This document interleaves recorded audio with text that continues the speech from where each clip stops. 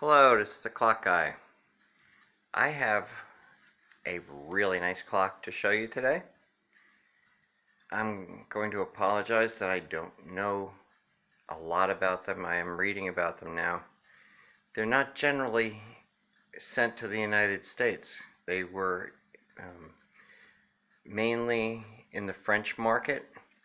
It is a Swiss-made clock, which when I first saw this, I looked at it and thought it was a French clock because it looks like the French Maubière Comtoise.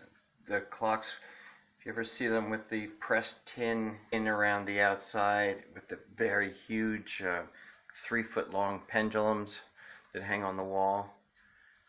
And then I didn't even know that it was Swiss until I took the face off of it and it said made in Switzerland. And here's the front of the clock, my Zenith, Swiss made. These type of clocks are called Neuchatel. That is the type of clock these are. And they appear to be from the early 1800s through to the late 1800s. I'm not sure how many were made after that time.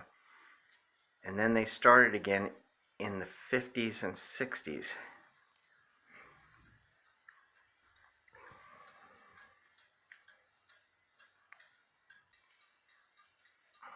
So I pulled the movement out and the pendulum was still attached to the base of the clock. These thumb screws are screwed in here and held into these shafts, which is common on a lot of older German clocks, but the fact that the pendulum stayed with it is rather unique.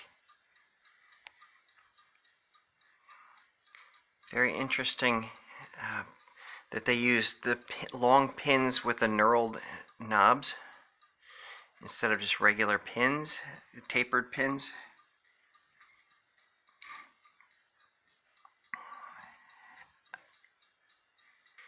That's the inside of the clock. Now I'll show you the movement. So the movement is set up here so you can watch it, and it's actually running by itself without the pendulum.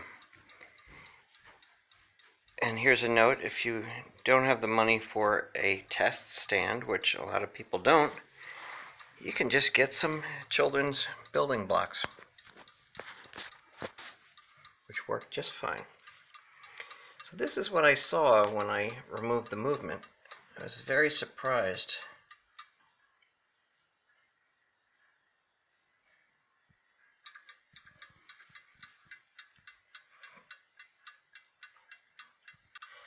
There's the name badge from Zenith and the number.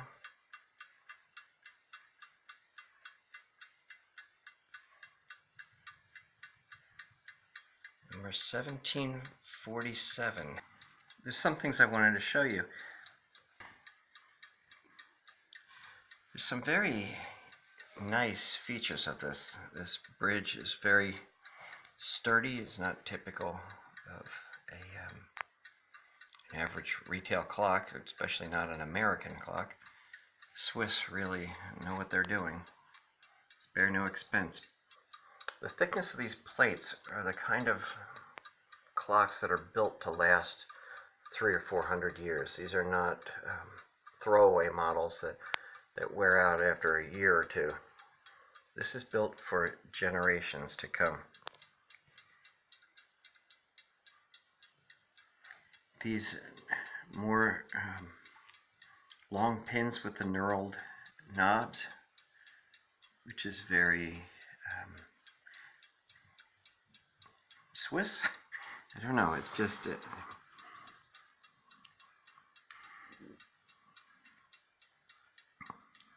really is a piece of art here. I'm going to try and turn it so you can see my favorite part of this. That was the quarter hour chiming.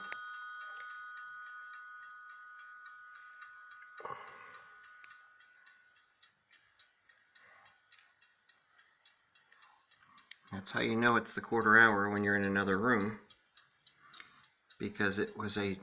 But right here is probably the most interesting piece of this whole clock. This is the first clock I've ever come across with this. I don't know the exact name for it. I haven't researched this enough. But that is the anchor escapement, as you guys might know. But that's a double escape wheel. And I've seen people refer to it as a squirrel cage escape wheel. This is the first one I have come across.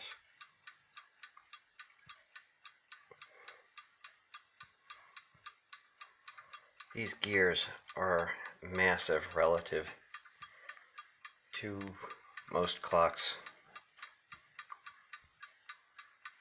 Look close up, it looks like a giant, like a clock you'd see in a clock tower, doesn't it? Look at the size of that barrel.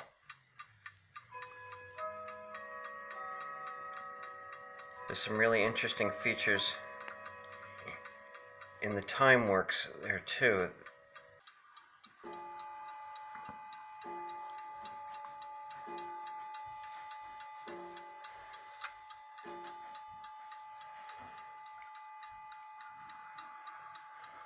I'll show a couple more chimes before I take the hands off.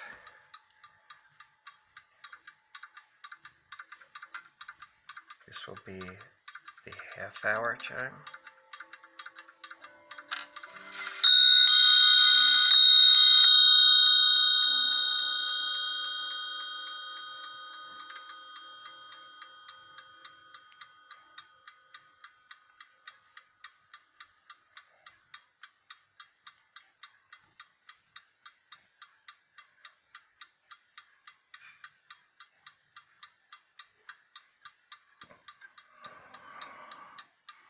This will be the 3/4 hour.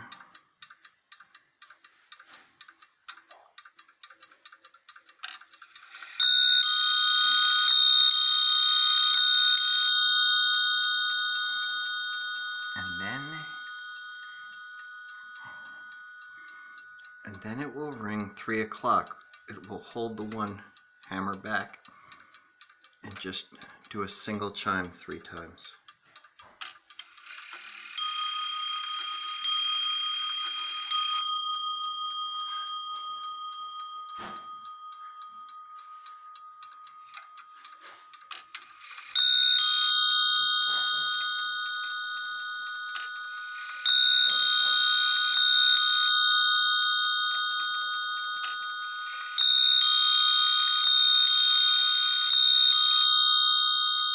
And this will be the 4 o'clock chime.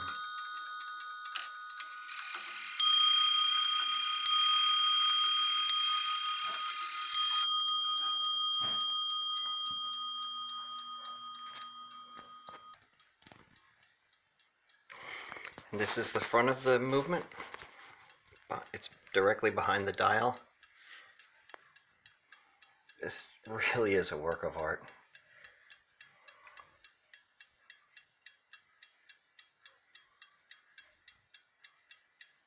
This is something that you'll never see, but the makers of this clock decided they were going to make it beautiful anyway.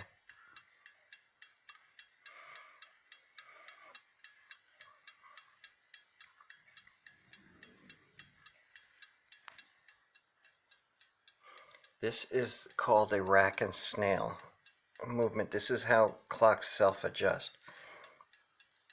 This rack drops down on the snail. This is the snail. Now this normally actually looks like a snail. You can't see it because like the parts of the snail are actually stepped. That's what I was trying to show you.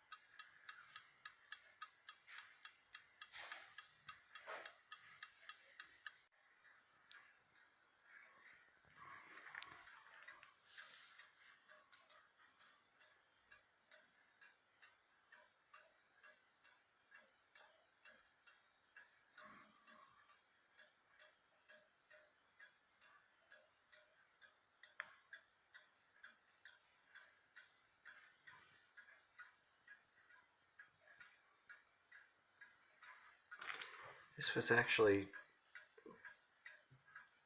gilt in 24 karat gold.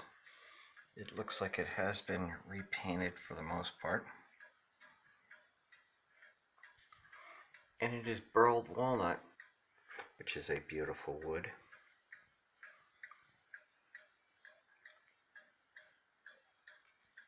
And an enameled dial.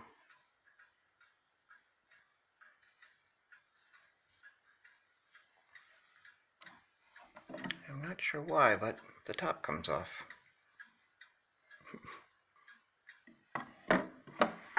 Maybe for shipping.